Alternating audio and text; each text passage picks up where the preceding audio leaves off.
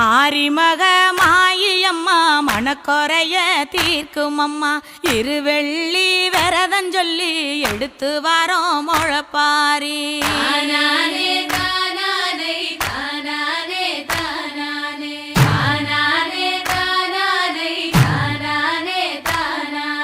காத்து மட்டும் வந்து போகும் கட்ட பொம்மை கோட்டை போல வெயில் பட ஓல பின்னி விதைச்சு வச்சோம் முழப்பாரி